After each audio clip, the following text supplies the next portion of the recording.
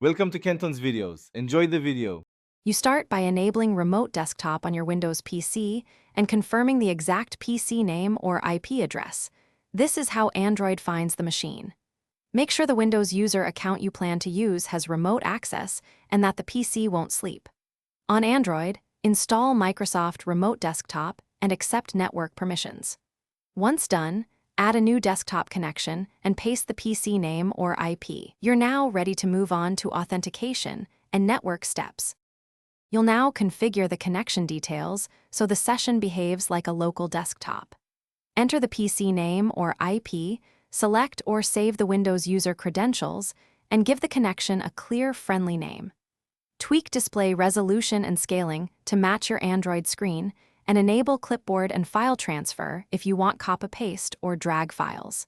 If the PC is behind a router, set up port forwarding for TCP 3389, or, more securely, connect via a VPN to reach the machine directly.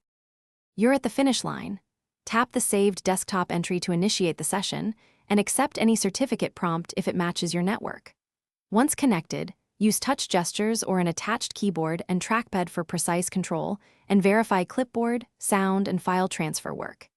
If things go wrong, first confirm the PC's firewall allows remote desktop, the IP/name is correct, the Windows account and password are valid, and port forwarding or VPN settings are active.